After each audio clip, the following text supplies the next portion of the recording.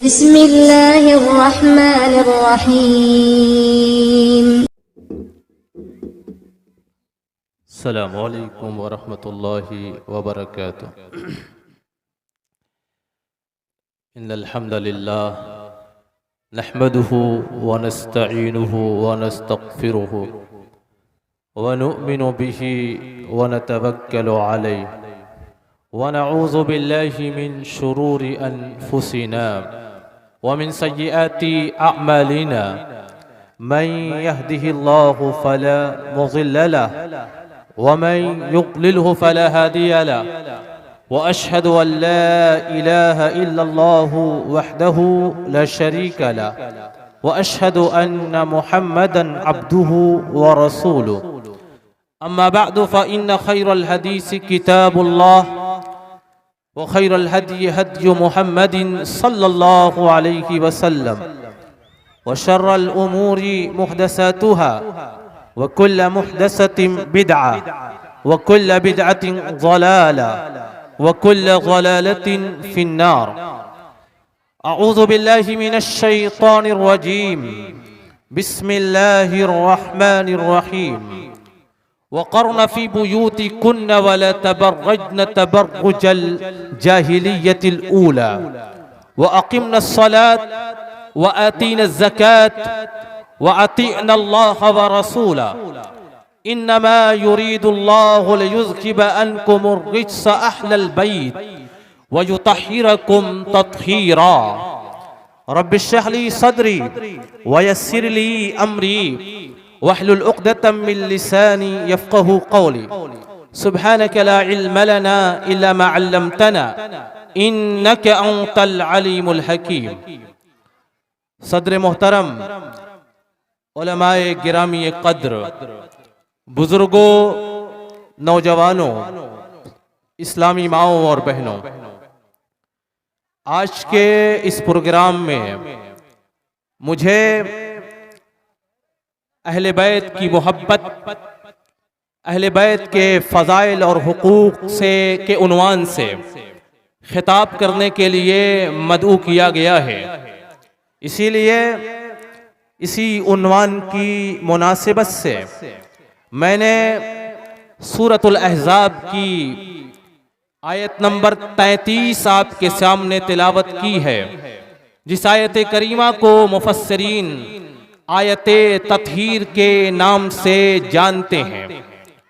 अल्लाह ताला ने सूरतुल अहज़ाब के अंदर चौथे रुकू के शुरू से लेकर के चौथे रुकू के बिल्कुल आखिर तक सूरतुल अहज़ाब की आयत नंबर 28 से लेकर के आयत नंबर 34 तक बाकायदा नबी पाक सल्लल्लाहु अलैहि वसल्लम की अज़वाज और उम्महातुल मोमिनीन का तज़किरा किया और अज़वाजे मुतहरात उम्महातुल मोमिनीन के लिए अल्लाह ताला ने सूरतुल अहज़ाब का एक मुकम्मल रुकू नंबर 4 नाजिल किया।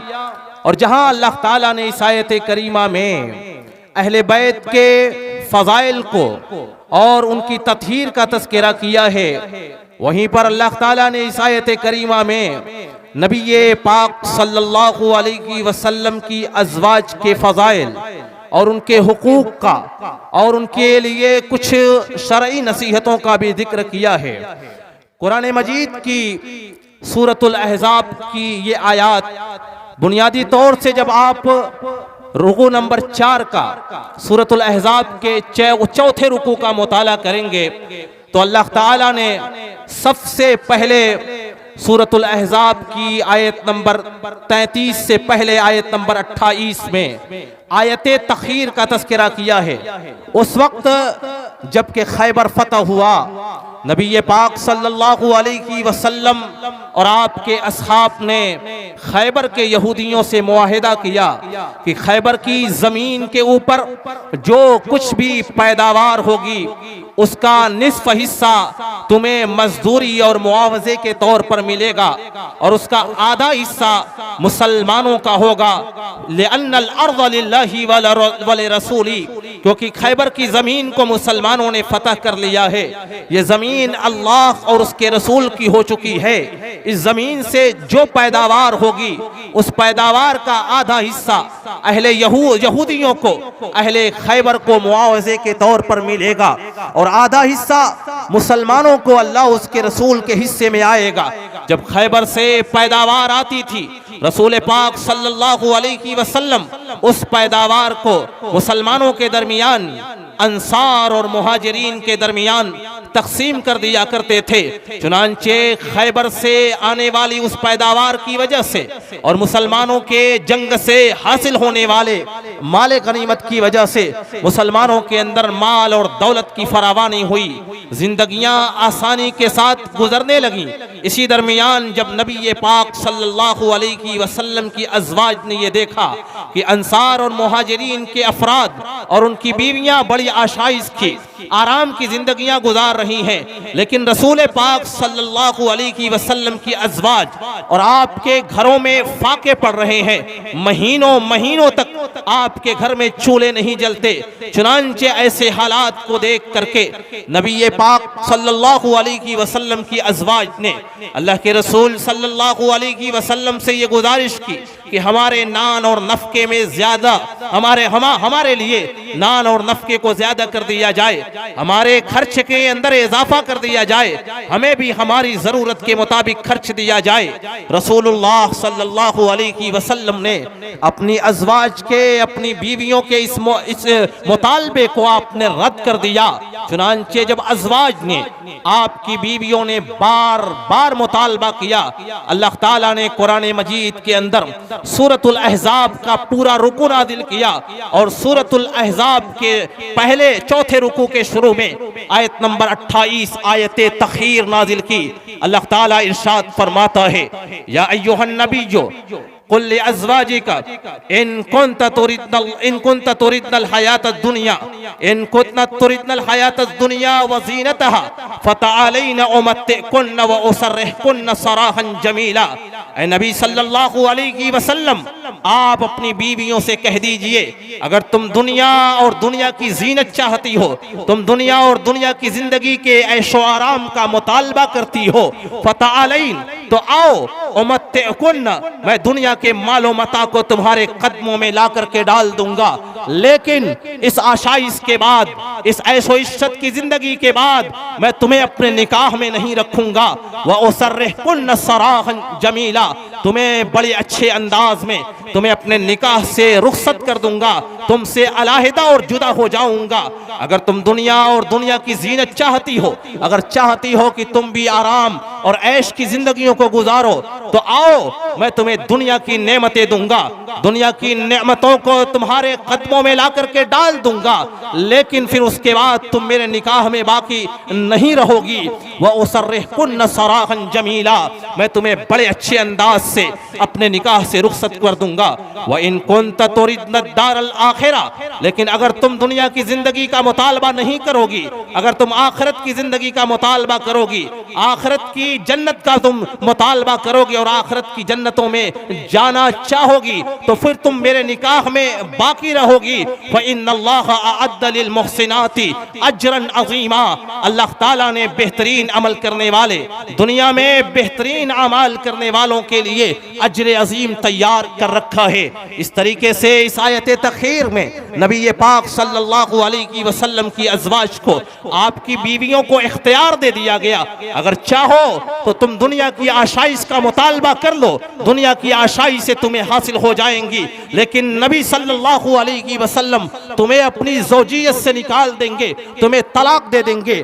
आयत तख़ीर के बाद नबी पाक सल्लल्लाहु अलैहि वसल्लम ने अपनी एक एक बीवियों को बुलाया और बुलाने के बाद ये ऑप्शंस रखा, अगर तुम दुनिया की नेमतें चाहती हो तो दुनिया की नेमतें मैं तुम्हें देने के लिए तैयार हूं, लेकिन याद रखना फिर तुम्हें मेरे निकाह से और मेरी ज़ौजियत से हाथ धोना पड़ जाएगा। नबी पाक की तमाम बीवियों ने अल्लाह के रसूल को इख्तियार किया, वो तक़वा और तहारत वाली जिंदगी गुजारने वाली अज़वाज, उन्होंने दुनिया और दुनिया की नेमतों को इख्तियार नहीं किया, उनके सामने ऑप्शन और इख्तियार रखा गया था, लेकिन फिर भी उन्होंने आखिरत को चुना, नबी पाक सल्लल्लाहु अलैहि वसल्लम को चुना। ये इस बात की दलील है कि अज़वाजे मुतहहरात बड़ी पाकदामन, बड़ी पाकीज़ा जिंदगी गुजारने वाली, वो बड़ी मुत्तकी और परहेजगार शख्सियत की हामिल थीं।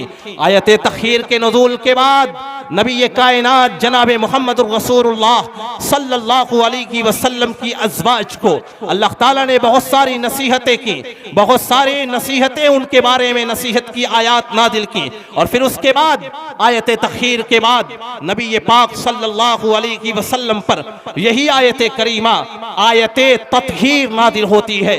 और अल्लाह के रसूल की बीवियों से कहा जाता है, वक़र्न फ़ी बुयूतिकुन्न वला तबर्रजन तबर्रुजल जाहिलियतिल ऊला, ऐ नबी की बीवियों तुम अपने घरों में ठहरी रहो, तुम अपने घरों में सुकूनत इख्तियार करो, तुम अपने घरों से बाहर बेजा ना निकलो।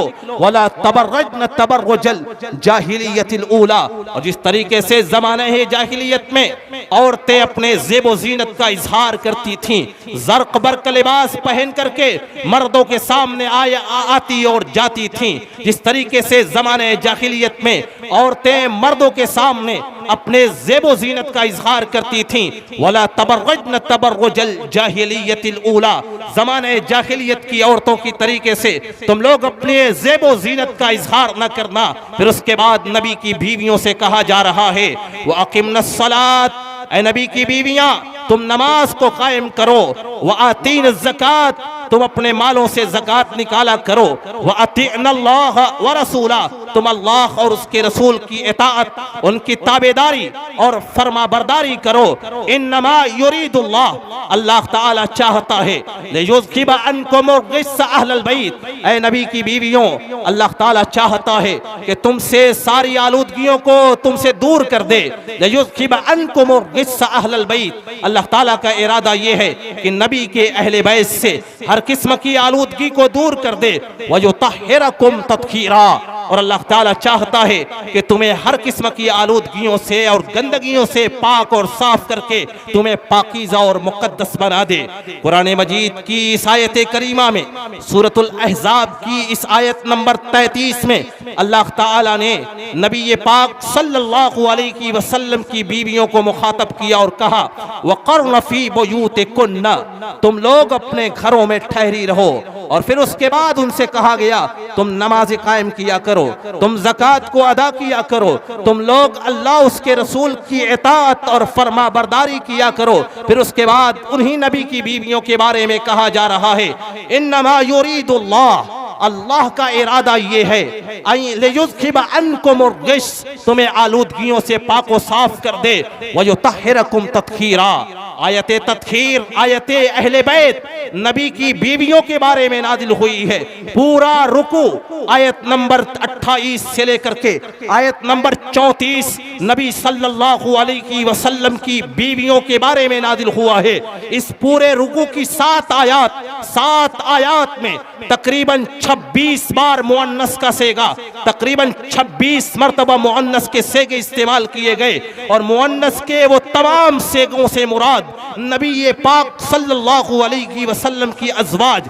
इस आयत करीमा के अंदर इस पूरे रुकू में मुतअद्दिद बार मुअन्नस की ज़मीरें इस्तेमाल की गई। वो तमाम ज़मायर नबी पाक की अज़वाज की तरफ लौट रही हैं। और जो अहले बैत कहा गया है, उस बैत से मुराद नबी पाक का वो घर है जो घर आपने अपनी बीवियों के लिए मस्जिद नबवी के बगल में बना करके दिया था, जिस घर में रसूल पाक की बीवियां सुकूनत इख्तियार करती थीं। उसी घर को मुराद लिया गया, उसी घर के मकीनों को, उसी घर में रहने वालों को अहले बैत कहा गया। अहले बैत से मुराद नबी पाक सल्लल्लाहु अलैहि वसल्लम की अज़वाज और आपकी बीवियां हैं। कुरान मजीद की आयत इस बात के ऊपर शाहिद है और कुरान मजीद का ये पूरा रुकू इस बात के ऊपर दलील है कि अल्लाह के रसूल सल्लल्लाहु अलैहि वसल्लम की बीवियां अहले बैत में अव्वलीन तौर पर दाखिल हैं। खास तौर से अहले बैत की आयत और आयत तत्हीर नबी पाक सल्लल्लाहु अलैहि वसल्लम की बीवियों के बारे में नादिल हुई है। चुनांचे सूरतुल अहज़ाब की इसी आयत करीमा की तफसीर में इमाम फखरुद्दीन राजी अपनी तफसीर कबीर के अंदर लिखते हैं, इन्नहा शामिलतुल लिनिसाइही लिअन्न सियाक़ल आयत युनादी बिदालिक। यह आयत करीमा अहले बैत की आयत तत्खीर नबी पाक की तमाम अज़वाज को और आपकी तमाम बीवियों को शामिल है। अहले बैत से मुराद अल्लाह के रसूल की तमाम बीवियां हैं। लिअन्न सियाक़ल आयती युनादी बिदालिक, क्योंकि आयत करीमा का जो सियाक है, आयत करीमा का जो सियाक व सबाक है, इस आयत से पहले की जो आयात हैं वो चीख चीख करके अलल ऐलान इस बात के ऊपर पुकार रही हैं कि इससे मुराद नबी पाक की बीवियां हैं। कुरान मजीद की इस आयत करीमा की तफसीर में इमाम कुर्तुबी रहमतुल्लाहि अलैहि ने हजरत अब्दुल्लाह इब्न अब्बास रज़ियल्लाहु तआला अन्हु का कौल नकल किया, हम ज़ौजातुहु खासतन, अहले बैत से मुराद, आले रसूल से मुराद, इतरते रसूल से मुराद, आले बैत से मुराद, हम ज़ौजातुहु खासा, नबी पाक सल्लल्लाहु अलैहि वसल्लम की बीवियां हैं और खास तौर से खुसूसी तौर से कुरानी आयात में वही मुराद हैं।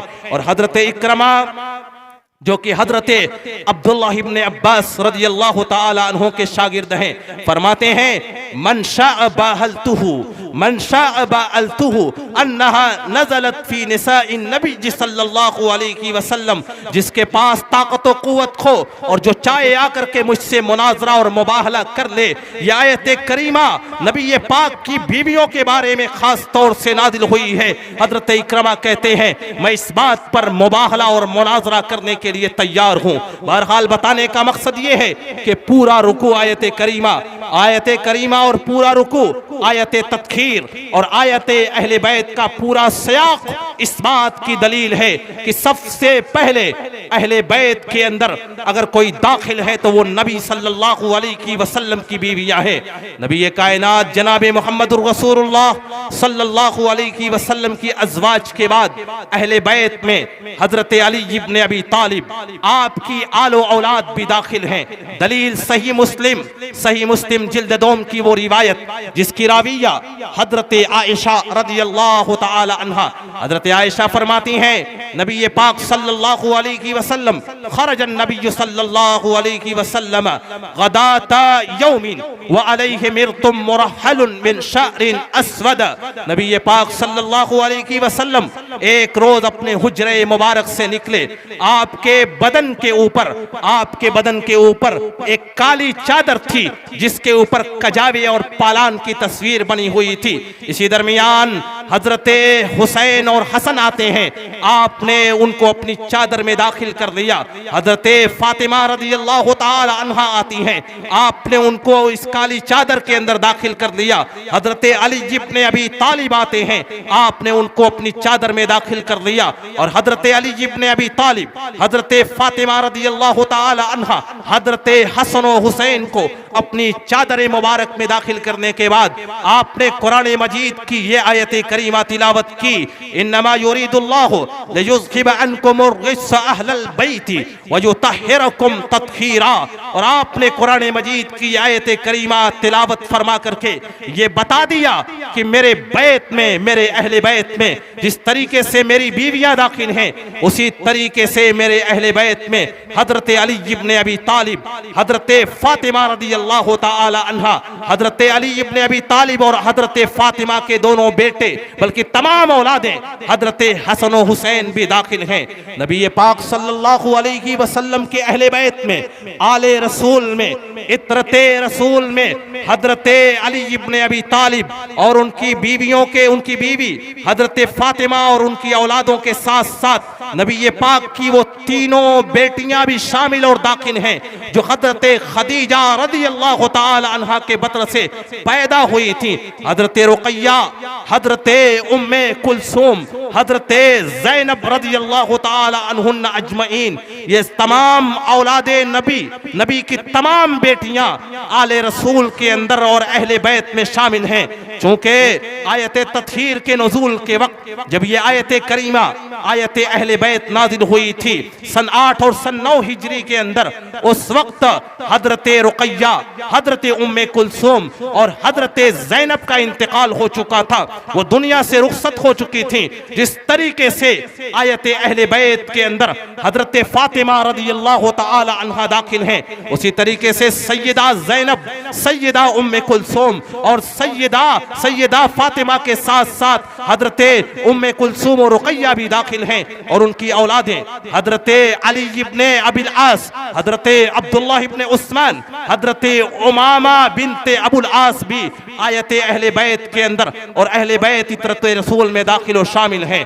इसी तरीके से अहले बैत के अंदर हजरत अली इब्ने अबी तालिब के साथ साथ हजरत अली के तमाम भाई भी दाखिल और शामिल हैं। चुनांचे उठाइए सही मुस्लिम जिल्द दोम की वो रिवायत जिसे हदीसे गदीर खुम कहा जाता है। हदीस के रावी हजरत ज़ैद इब्ने अरकम रज़ियल्लाहु ताला अन्हु, ज़ैद इब्ने अरकम फरमाते हैं, नबी पाक सल्लल्लाहु अलैहि वसल्लम जब हज्जतुल वदा से वापस आ रहे थे, हज अदा करने के बाद आप मक्कतुल मुकर्रमा से मदीनतुल मुनव्वरा जा रहे थे। मदीने के रास्ते में एक मकाम गदीर खुम पर एक चश्मे के पास, जिसे दुनिया गदीर खुम के नाम से जानती है, उस चश्मे के पास आपने क़याम किया। और क़याम करने के बाद आपने सहाबे किराम को बड़ा बलीग खुतबा दिया था और आपने इरशाद फरमाया था कि मेरे सहाबा, मेरे साथियों, मेरी जिंदगी का आखिरी वक्त करीब आने वाला है, मेरी मौत का वक्त बिल्कुल करीब आने वाला है। यूशिकु अन यातिया रसूल रब्बी फउजीब, उम्मीद है अनकरीब बहुत जल्द मलकुल मौत मेरे पास हाजिर होगा। रब की जानिब से फरिश्ता, रूह को निकालने वाला फरिश्ता मेरे पास आएगा। फउजीब, और मैं मौत के फरिश्ते की दावत पर लब्बैक कहते हुए मैं दुनिया से रुखसत हो जाऊंगा। लेकिन दुनिया से रुखसत होने के बाद मैं तुम्हें तने तनहा नहीं छोड़ता। व अना तारिकुन फीकुम सकलैन, मैं तुम्हारे दरमियान दो अजीम शान चीजें छोड़ करके जा रहा हूँ। दो अजीम शान और मोहतम शान, दो भारी भरकम चीजें छोड़ करके जा रहा हूँ। अव्वलुहुमा किताबुल्लाह, पहली चीज अल्लाह की किताब है। मैं तुम्हारे दरमियान अल्लाह की किताब को छोड़ करके जा रहा हूँ, लिहाजा अल्लाह की किताब को तुम लोग मजबूती के साथ थामे रहना। और मैं तुम्हारे दरमियान अपने अहले बैत को छोड़ करके जा रहा हूँ। वह अहले बैती, मैं तुम्हारे दरमियान छोड़ करके जा रहा हूँ। काबिले इत्तिबा अफराद अहले बैत को छोड़ करके जा रहा हूँ। वज़क्किरुकुमुल्लाहु फी अहले बैती, मैं तुम्हें अल्लाह का वास्ता देता हूँ अहले बैत के बारे में, अहले बैत के बारे में तुम्हें अल्लाह का वास्ता दे करके ये बात तुम्हें याद दिलाता हूँ कि मेरे अहले बैत पर जुल्म न करना, उनके साथ हुस्ने सलूक करना, उनके हुकूक और उनके फजाइल का ख्याल रखना। वज़क्किरुकुमुल्लाहु फी अहले बैती, आपने 3 बार अहले बैत का नाम लिया और अहले बैत का तज़किरा किया। कहा अहले बैत के हुकूक को, उनके फजाइल को, उनके मनाकिब को, उनके मसालिब को और उनके हुकूक को याद रखना और उनके साथ कभी भी उनके साथ जुल्म और ज्यादती न करना। फिर उसके बाद इस हदीस को जब बयान करने के बाद हजरत ज़ैद इब्ने अरकम खामोश हुए तो हजरत हुसैन इब्ने सबरा, मशहूर ताबई, उन्होंने अपने उस्ताद ज़ैद इब्ने अरकम से पूछा, मन अहले बैतिही, अल्लाह के रसूल के अहले बैत कौन है? अलैसा निसाउहु मिन अहले बैती, क्या रसूल पाक सल्लल्लाहु अलैहि वसल्लम की बीवियां अहले बैत में दाखिल नहीं है?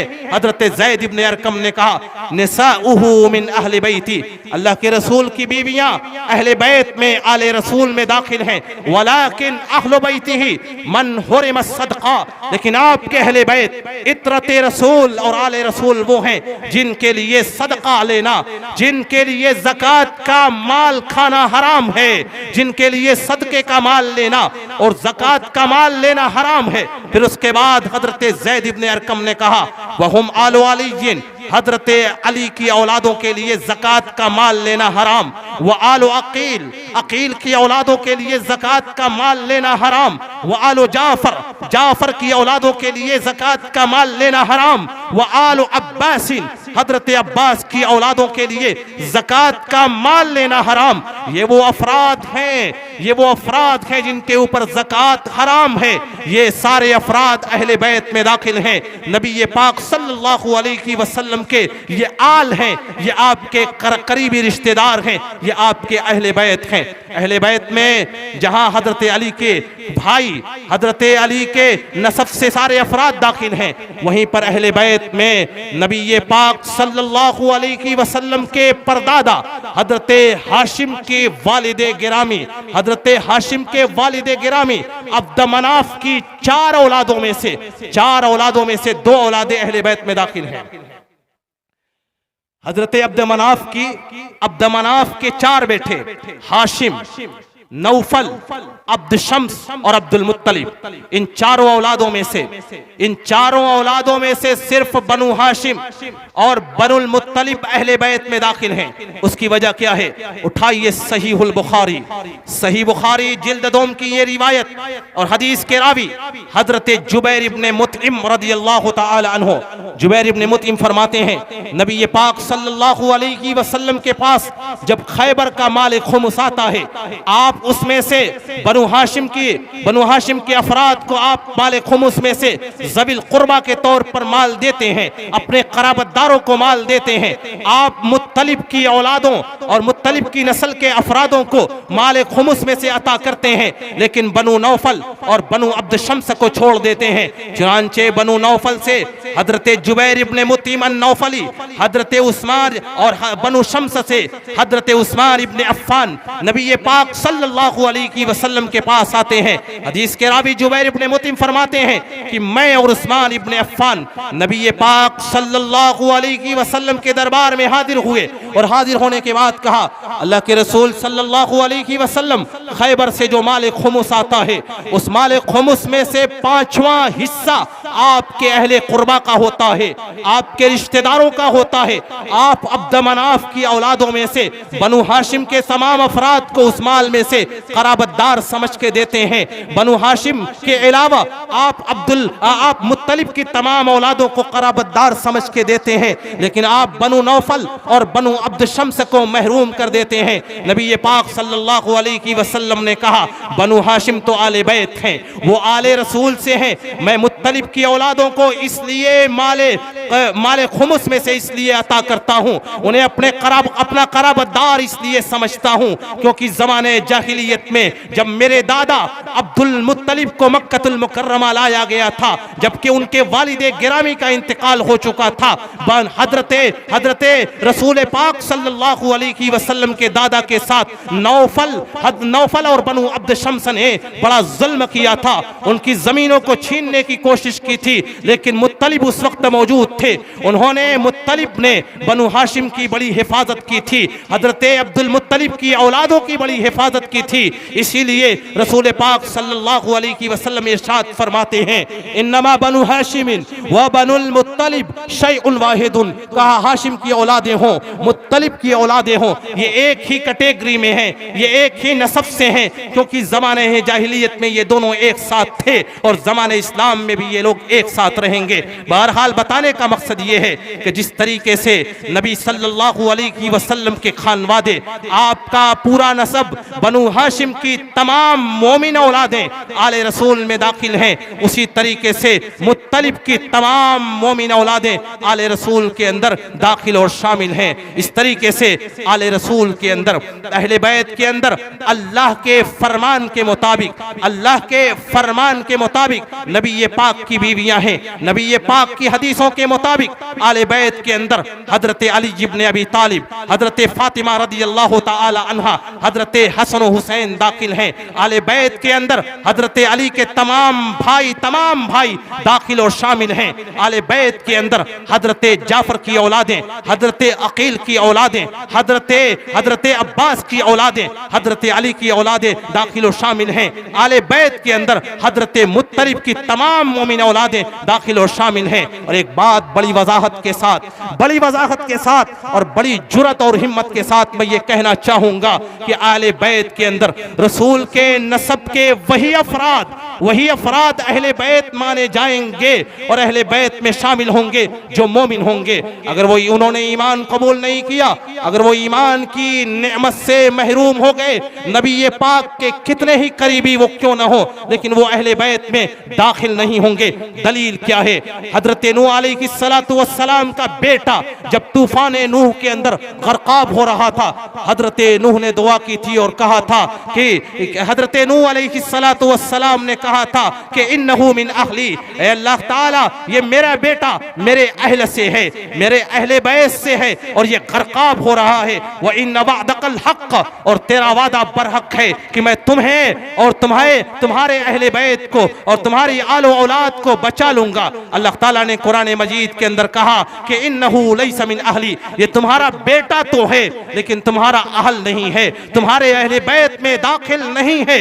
इन्नहु अमलुन गैरु सालिहिन, ये मोमिन भी नहीं है, इसका अमल और इसका किरदार अच्छा और बेहतर नहीं है, लिहाजा ईमान की दौलत नहीं थी, उसके पास नेक अमाल नहीं था। तो अल्लाह ताला ने कुरान मजीद के अंदर हजरत नूह के बेटे के बारे में कहा तुम्हारा बेटा तुम्हारे अहले बैत में से नहीं है। फला तो खातिबनी फिल लदीन ज़लमू, लिहाजा वो जालिम है, वो मुशरिक है, जालिमों के बारे में तुम दोबारा मुझसे दुआ करने के लिए तुम मुझे खिताब न करना।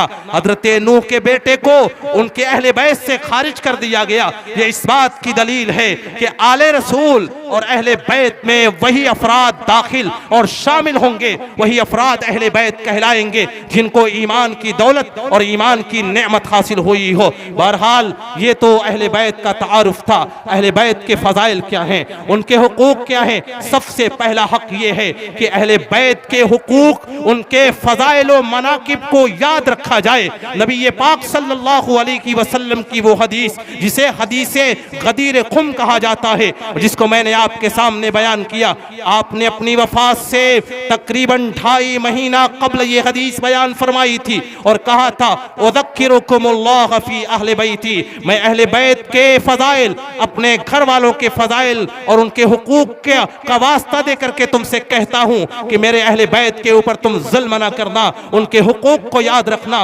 उनके फजाइल को याद रखना। रसूल पाक सल्लल्लाहु अलैहि वसल्लम के अहले बैत का जो बुनियादी हक है वो ये है कि जिस तरीके से हम अल्लाह से मोहब्बत करते हैं, जिस तरीके से हम रसूलुल्लाह सल्लल्लाहु अलैहि वसल्लम से मोहब्बत करते हैं, उसी तरीके से हम अहले बैत से भी मोहब्बत का इजहार करें, अहले बैत से भी मोहब्बत करें। उठाइए सहीहुल बुखारी और सही बुखारी जिल्द अव्वल की ये रिवायत, हदीस के रावी हजरत हिशाम है। हिशाम फरमाते हैं कि रसूलुल्लाह सल्लल्लाहु अलैहि वसल्लम हजरत उमर इब्न खत्ताब के हाथ को पकड़े हुए थे, आपके हाथ को पकड़े हुए थे। इसी दरमियान हजरत उमर इब्न खत्ताब ने कहा, अल्लाह के रसूल सल्लल्लाहु अलैहि वसल्लम, मैं आपसे दुनिया और दुनिया की तमाम चीजों से ज्यादा मोहब्बत करता हूँ सिवाय अपने नफ्स के। अपने नफ्स के मुकाबले में मैं किसी चीज को अपने नफ्स के ऊपर मुकद्दम नहीं रखता, लेकिन दुनिया और दुनिया की तमाम चीजों से ज्यादा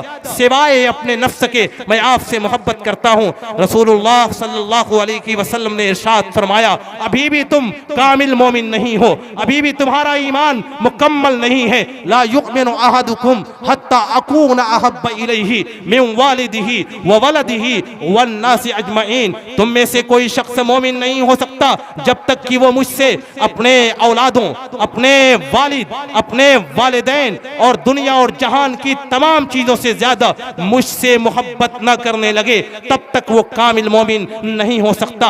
हजरत उमर इब्न खत्ताब रदियल्लाहु ताला अन्हु ने कहा, अल्लाह के रसूल सल्लल्लाहु अलैहि वसल्लम, अब मैं आपसे अपने ईमान की जांच और पड़ताल करने के बाद अब मैं आपसे तमाम चीजों से ज्यादा मोहब्बत करता हूँ। रसूल पाक सल्लल्लाहु अलैहि वसल्लम ने कहा, तुम्हारा ईमान कामिल व मुकम्मल है। बहरहाल बताने का मकसद ये है कि जिस तरीके से ईमान की अलामत ये है, ईमान की निशानी ये है कि बंदा रसूलुल्लाह सल्लल्लाहु अलैहि वसल्लम से मोहब्बत करे, उसी तरीके से ईमान की अलामत और ईमान बिर रिसाला का ये बुनियादी हक है कि अहले बैत से भी मोहब्बत किया जाए, अहले बैत से मोहब्बत का इजहार किया जाए। और अल्लाह के फضل करम से हम वो लोग हैं जो अहले बैत से मोहब्बत भी करते हैं और अपनी नमाजों में, अपनी फर्द नमाजों में, अपनी सुन्नत नमाजों में दिन में तकरीबन 2 दर्जन से ज्यादा अहले बैत से अपनी मोहब्बत का इजहार करते हुए उन पर दुरूद और रहमत की दुआएं करते हैं। अपनी नमाजों में तशहुद में ये दुआ पढ़ते हैं, अल्लाहुम्मा सल्ली अला मुहम्मद व अला आलि मुहम्मद। ऐ अल्लाह ताला तू अपनी रहमतें नाजिल फरमा, अपना दुरूद नाजिल फरमा, अपनी सलामतियां नाजिल फरमा, अपनी बरकतें नाजिल फरमा मोहम्मद सल्लल्लाहु अलैहि वसल्लम पर और आले मोहम्मद पर। नबी पाक सल्लल्लाहु अलैहि वसल्लम के अहले बैत का बुनियादी हक यही है कि जिस तरीके से रसूलुल्लाह सल्लल्लाहु अलैहि वसल्लम से मोहब्बत का इजहार किया जाए, मोहब्बत की जाए, उसी तरीके से अहले बैत से मोहब्बत किया जाए। अहले बैत का ये बुनियादी इम्तियाज है कि दुनिया और दुनिया के तमाम मसाकीन और फुकरा के लिए और आमिलीन के लिए ज़कात का माल लेना जायज़ है, लेकिन अहले बैत की फजीलत ये है, नबी पाक सल्लल्लाहु अलैहि वसल्लम ने मुअत्ता मालिक की रिवायत, इमाम मालिक का बलाग, हजरत इमाम मालिक फरमाते हैं, बलगनी अन्ना रसूलुल्लाह सल्लल्लाहु अलैहि वसल्लम क़ाल, मुझे ये खबर पहुंची है कि रसूलुल्लाह सल्लल्लाहु अलैहि वसल्लम ने इरशाद फरमाया कि इन्नमा सदका ला तहिल्लु ले आले मोहम्मद, आले मोहम्मद के लिए, आले मोहम्मद के लिए, आले रसूल के लिए, इतरत रसूल के लिए, अहले बैत के लिए सदका का माल लेना, ज़कात का माल लेना जायज़ नहीं है। इन्नमा हिया औसाखुन नास, क्योंकि ये ज़कात का माल लेना और खाना लोगों की गंदगी हुआ करता है, ये लोगों की गंदगी है, ये उनके माल की गलाजत हुआ करती है, ये लोगों के नफूस की गलाजत हुआ करती है। अल्लाह ताला ने कुरान मजीद के अंदर ज़कात के बारे में कहा था और कहा, खुज़ मिन अम्वालिहिम सदक़तन तुतहिरुहुम व तुज़क्कीहिम बिहा, इनके माल से आप सदका लीजिए और सदका और ज़कात दे करके इनके नफूस को भी पाक व साफ कीजिए और इनके मालों को भी पाक व साफ कीजिए। तो ज़कात मालों को और नफ्सों को बुखालतों कमीनगी से पाक व साफ करने के लिए दिया जाता है। ये मालों की गंदगियां हुआ करती हैं। रसूल पाक फरमाते हैं, इन्नमा हिया औसाखुन नास व इन्नहा ला तहिल्लु ले आले मोहम्मद, ये लोगों की गलाजतें हुआ करती हैं, आले मोहम्मद के लिए ज़कात का माल लेना जायज़ नहीं है। वो कितने ही गरीब हो जाए, मिस्कीन हो जाए, मजबूर हो जाए, लेकिन फिर भी उनके लिए सदके का माल लेना जायज़ नहीं होगा। एक बार सहीहुल बुखारी की रिवायत, एक बार हजरते रसूल पाक सल्लल्लाहु अलैहि वसल्लम लोगों के दरमियान सदके की खजूरें तकसीम कर रहे थे, ज़कात की खजूरें तकसीम कर रहे थे। इसी दरमियान आपके नवासे हजरते हसन रज़ी अल्लाह ताला अन्हु आते हैं और आने के बाद आपकी गोद में बैठ जाते हैं और बैठने के बाद उन खजूरों को हाथों में लिया। और बच्चे की वो आदत हुआ करती है कि जब वो कोई चीज़ हाथ में लेता है उसे मुंह में डाल लेता है। हजरत हसन ने खजूर को उठाया और उठाने के बाद उसे मुंह में डाल लिया। इसी दरमियान रसूलुल्लाह सल्लल्लाहु अलैहि वसल्लम की निगाह मुबारक हजरत हसन के इस काम पर पड़ती है। आपने उनके मुंह में अपनी उंगली डाली और कहा, कखिन कखिन, इसको अपने मुंह से निकालो और थूक दो। और उंगली डाली और उंगली डाल करके आपने ज़कात की उस खजूर को भी निकाल लिया और उसके साथ जो लुआब था उसको भी निकाल लिया। और निकालने के बाद अपने बेटे से, अपने नवासे से कहा, अमा शअरत अन्न सदक़त ला तहिल्लु लना, क्या तुम्हें ये नहीं मालूम है कि हम वो मुकद्दस लोग हैं, हम आले बैत से हैं, हम आले रसूल से हैं, हमारे लिए सदके का माल लेना, हमारे लिए ज़कात का माल लेना जायज़ और दुरुस्त नहीं है।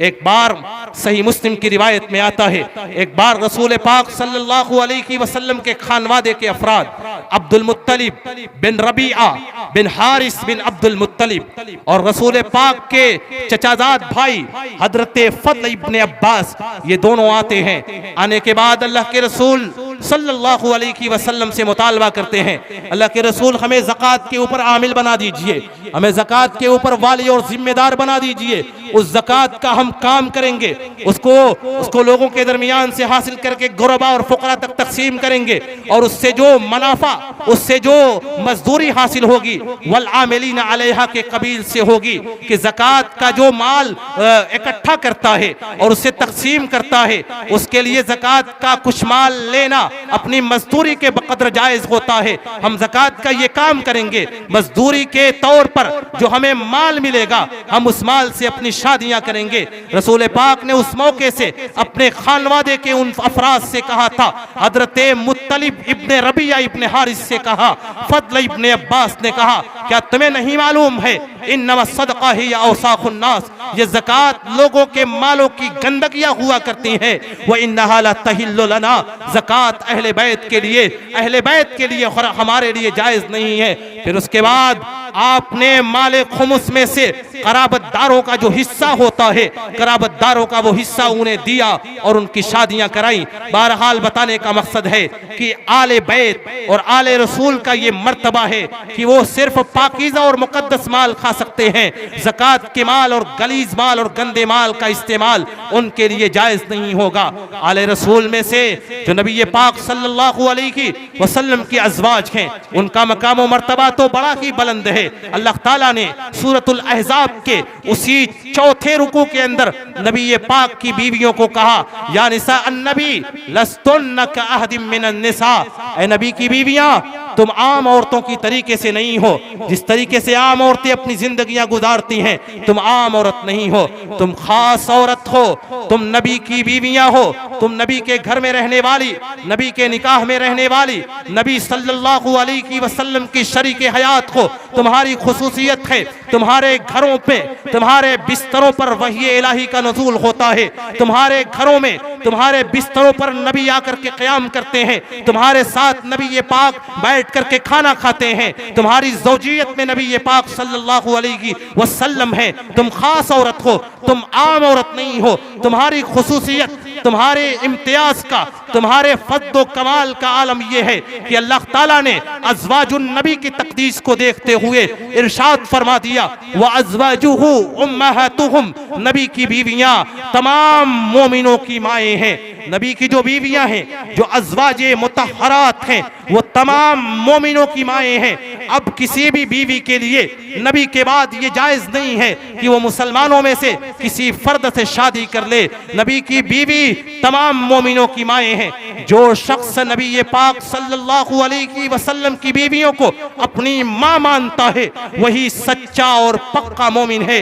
यही ईमान की अलामत है कि सच्चा और पक्का और हकीकी मोमिन वही है जो नबी ये पाक सल्लल्लाहु अलैहि वसल्लम की अज़वाज को अपनी माँ मानता है, माँ जैसी अजमत देता है, माँ जैसी इज्जत व एहतराम उन्हें अता करता है और उन्हें देता है। और ईमान के कमाल की ये अलामत है कि वो अज़वाजे मुतहहरात को, नबी ये पाक की बीवियों को उम्महातुल मोमिनीन, मोमिनों की माँ और अपनी माँ माने। जो नबी ये पाक की बीवियों को मोमिनों की माँ और अपनी माँ नहीं समझता, नबी ये पाक सल्लल्लाहु अलैहि वसल्लम की बीवियों को अपनी माँ नहीं मानता है, कुरानी आयात व अज़वाजुहु उम्महातुहुम की रोशनी में वो हकीकी और सच्चा और पक्का मोमिन नहीं है। नबी ये पाक सल्लल्लाहु अलैहि वसल्लम की अज़वाज का और आपके आले बैत का फजल और उनका कमाल ये है, उनका इम्तियाज ये है, उनके मनाकिब और मसालिब ये हैं कि अल्लाह ताला ने नबी ये पाक की बेटी को सय्यदतु निसाइल जन्ना, अहले जन्नत की तमाम औरतों का सरदार करार दिया। नबी ये पाक सल्लल्लाहु अलैहि वसल्लम के मरज़ुल मौत के अंदर सहीहुल बुखारी और सही मुस्लिम की ये रिवायत, हदीस की राविया हजरत आयशा रज़ियल्लाहु ताला अन्हा, नबी ये पाक के मरज़ुल मौत के अंदर, आपकी उस बीमारी के अंदर जिसमें आपकी वफात हुई, हजरत फातिमा रज़ियल्लाहु ताला अन्हा आपकी इयादत करने के लिए आती हैं और आकर के आपकी हालत ज़ार को देख करके रोने लगती हैं और बेतहाशा रोने लगती हैं। हजरत आयशा फरमाती हैं, इसी दरमियान नबी ये पाक ने अपनी बेटी हजरत फातिमा से सरगोशी की और हजरत फातिमा ज़ारो कतार रोने लग गईं, दहाड़े मार मार कर रोने लग गईं। फिर उसके बाद दूसरी बार आपने अपनी बेटी हजरत फातिमा से सरगोशी की। दोबारा जब सरगोशी की, हजरत फातिमा रज़ियल्लाहु ताला अन्हा मुस्कुराने लगी, हंसने लगी। हजरत आयशा फरमाती हैं, मैंने इतने करीब का हंसना, इतने करीब का हंसना और रोना नहीं देखा था। इतना जल्दी कोई रोने लगे और इतना जल्दी कोई हंसने लगे। हजरत आयशा नबी ये पाक की वफात के बाद हजरत फातिमा रज़ियल्लाहु ताला अन्हा से पूछती हैं, आखिर माजरा क्या था। पहली बार नबी ये पाक सल्लल्लाहु अलैहि वसल्लम ने आपके कान में सरगोशी की, आप रोने लगी और ज़ारो कतार रोने लगी। दूसरी बार आपके कान में सरगोशी की, आप हंसने और मुस्कुराने लगी। हजरत फातिमा रदियल्लाहु ताला अन्हा ने कहा, ये रसूल पाक का राज था, आपने इस राज को छुपाने के लिए कहा था, लेकिन आप दुनिया से रुखसत हो गए हैं। इस राज को मैं आपके सामने बयान करती हूँ। पहली बार जब आपने मेरे कान में सरगोशी की थी तो कहा था कि जिब्राइल हर बार मुझे कुरान का दौर कराने के लिए रमजान में एक बार आते थे, एक बार कुरान का दौर कराते थे, लेकिन इस रमजान में जिब्राइल ने मुझे कुरान का 2 बार दौर कराया है। मुझे ऐसा लगता है कि मेरी वफात का वक्त करीब आ रहा है। मुझे ऐसा महसूस हो रहा है कि मेरी जिंदगी बिल्कुल खत्म होने के करीब है। दूसरी बार रसूल पाक सल्लल्लाहु अलैहि वसल्लम ने मेरे कान से अपना मुंह करीब किया और मुझसे सरगोशी की और कहा, क्या तुम इस बात से राजी नहीं हो ऐ फातिमा, तुम मेरी वफात से के मुताल्लिक बातें सुन करके रो रही हो? क्या तुम इस बात से राजी नहीं हो कि तुम जन्नत में जाओगी और जन्नत में जाने के बाद अमा तरज़ैना अन तकूना सय्यदता निसाए अहलिल जन्ना, क्या तुम इस बात से राजी नहीं हो कि तुम जन्नत में जाओ और जन्नत में जाने के बाद जन्नत की तमाम औरतों की सरदार करार पाओ? यह अहले बैत का फद्ल कमाल है कि अल्लाह ताला ने नबी पाक की ज़बानी हजरत फातिमा रदियल्लाहु ताला अन्हा को जन्नत की तमाम औरतों का सरदार बनाया। और सिर्फ हजरत फातिमा ही को नहीं, बल्कि हजरत हसन और हुसैन के बारे में नबी पाक सल्लल्लाहु अलैहि वसल्लम ने इरशाद फरमाया। उठाइए सुनन तिरमिज़ी की वो रिवायत, सुनन तिरमिज़ी के अंदर रसूल पाक सल्लल्लाहु अलैहि वसल्लम का ये कौल मौजूद है। आपने हजरत हसन और हुसैन के बारे में इरशाद फरमाया कि इन्नहुमा सय्यदा शबाब अहलिल जन्ना। हजरत हसन और हुसैन की ये फजीलत है, वो जन्नत के तमाम नौजवानों के सरदार होंगे। जन्नत में वो लोग जो दुनिया में नौजवानी की आलम में रुखसत हुए हैं, जन्नत में उन तमाम नौजवानों के सरदार हजरत हसन और हुसैन होंगे। और हजरत अबू बकर सिद्दीक और उमर फारूक के बारे में सुनन तिरमिज़ी की रिवायत में रसूलुल्लाह सल्लल्लाहु अलैहि वसल्लम ने इरशाद फरमाया, हजरत अबू बकर सिद्दीक और उमर फारूक आ रहे थे, आपने हजरत अबू बकर सिद्दीक और उमर फारूक की जानिब इशारा किया और इशारा करके फरमाया, इन्ना हाज़ाने सय्यदा कुहूल अहलिल जन्ना। ये दोनों अफराद जो आपके पास आ रहे हैं, ये दोनों के दोनों जन्नत में जो लोग बुढ़ापे के आलम में दुनिया से रुखसत होंगे और जन्नत में दाखिल होकर के गर्चे वो जवान बनाए जाएंगे, इन्नहुमा सय्यदा कुहूल अहलिल जन्ना, ये जन्नत के बुजुर्गों के सरदार होंगे। एक तरफ जहां हजरत हसन और हुसैन के बारे में कहा कि जन्नत के नौजवानों के सरदार होंगे, दूसरी तरफ आपने हजरत अबू बकर सिद्दीक और उमर फारूक के बारे में कहा कि ये दोनों जन्नत के बुजुर्गों के सरदार होंगे। बहरहाल अहले बैत के फद्ल कमाल और उनके मनाकिब और मसालिब अहादीस की किताबों में बहुत ज्यादा हैं, तफसील का वो वक्त नहीं है, लेकिन एक आखिरी बात, एक आखिरी फद्ल कमाल मैं बयान करके अपनी बात को खत्म करूंगा। अहले बैत का सबसे इम्तियाजी फद्ल कमाल ये है कि उसी अहले बैत से रसूलुल्लाह सल्लल्लाहु अलैहि वसल्लम जहां इस्लाम के इब्तिदाई दौर में इस्लाम और तौहीद को फैलाने के लिए मक्कतुल मुकर्रमा में आपको भेजा गया और आपने जाहिलियत के तमाम कामों के ऊपर रोक लगा करके जाहिलियत की तमाम जालिमाना रस्म और रिवाज को खत्म करके आपने पूरे जजीरतुल अरब के अंदर जहां तौहीद का बोलबाला किया था, वहीं पर आले बैत से, आपके अहले बैत से आखिरी दौर में, आखिरी जमाने के अंदर जबकि जुल्म और जौर का गलबा होगा, जबकि जुल्म और जौर पूरे आलम पर छा चुका होगा, उस आखिरी दौर में आपके अहले बैत से एक फर्द उठेगा जिसे दुनिया इमाम महदी के नाम से जानती है। उठाइए सुनन तिरमिज़ी की वो रिवायत, हदीस के रावी हजरत अनस इब्न मालिक रदियल्लाहु ताला अन्हु, अनस इब्न मालिक फरमाते हैं रसूलुल्लाह सल्लल्लाहु अलैहि वसल्लम ने इरशाद फरमाया, ला तक़ूमुस साआ हत्ता यमलिकल अरब रजुलुम मिन अहले बैती, क़यामत के कायम होने से पहले पहले मेरी अहले बैत से एक फर्द पैदा होगा, मेरे अहले बैत से एक फर्द पैदा होगा। और बाज़ रिवायतों में आता है रसूल पाक सल्लल्लाहु अलैहि वसल्लम ने इरशाद फरमाया, मिन बुल्दे फातिमा, हजरते फातिमा की नस्ल से वो होगा, हजरते हसन की औलाद से वो होगा, और वो अहले बैत में से वो फर्द होगा।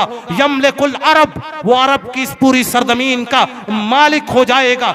युवाती इस्मुहु इस्मी, उसका नाम मेरे नाम जैसे होगा, उसका नाम वही होगा जो मेरा नाम है। रसूल पाक ने कहा मेरे अहले बैत से आखिर जमाने में मेरा हम नाम वो शख्स पैदा होगा जो पूरी दुनिया के अंदर अदलो जुल्म और जौर को अदलो इंसाफ से बदल देगा। सुनन अबी दाऊद की रिवायत में रसूलुल्लाह सल्लल्लाहु अलैहि वसल्लम ने इरशाद फरमाया, मेरे अहले बैत से वो शख्स होगा, उसका नाम मेरे नाम जैसे होगा, उसका नाम मेरे नाम के मुशाबे, और उसके वालिद का नाम मेरे वालिद के नाम के मुशाबे, यानी उनका नाम मोहम्मद होगा, उनके वालिदे गिरामी का नाम अब्दुल्ला होगा। वो मेरे अहले बैत से होंगे। यमलउ दुनिया अदलन, दुनिया को अदलो इंसाफ से भर देंगे। कमा मुलिअत जौरन व जुल्मा, जैसे दुनिया उस जमाने में, उस आखिर दौर में पूरी दुनिया के अंदर जुल्म और बर्बरियत फैली होगी, पूरी दुनिया के अंदर अदलो इंसाफ का गला घोट दिया जाएगा। ऐसे जमाने में वो पैदा होंगे, और पैदा होने के बाद वो पूरी दुनिया के अंदर अदलो इंसाफ बर्पा करेंगे। और फिर सुनन अबी दाऊद की रिवायत में आता है वो ऐसे दौर में पैदा होंगे जिस वक्त शाम की सरजमीन के ऊपर खिलाफत इस्लामिया कायम हो चुकी होगी, और एक खलीफा के इंतकाल के बाद जब पूरे खिलाफत इस्लामिया में इंतशार पैदा हो जाएगा, तीन लोग खिलाफत के दावेदार पैदा होंगे। उसी जमाने में इमाम महदी का, मोहम्मद इब्ने अब्दुल्ला अल कुरशी का ज़ुहूर होगा।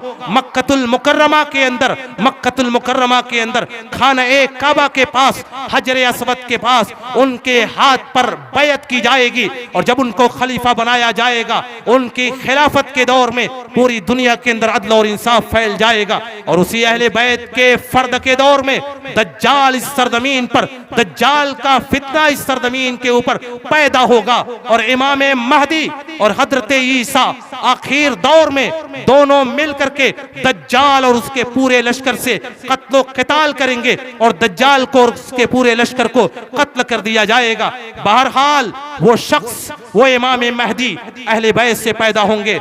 और बदनसीबी की बात यह है कि जहां खत्मे नबूवत पर डाके डाले गए, वहीं पर अकीदे महदियत पर भी डाके डाले गए। हिंदुस्तान की सरजमीन से शकील इब्ने हनीफ नाम का, बिहार की सरजमीन से पैदा होने वाला ये शख्स 2002 के अंदर खड़ा होता है और महदियत का भी दावा करता है।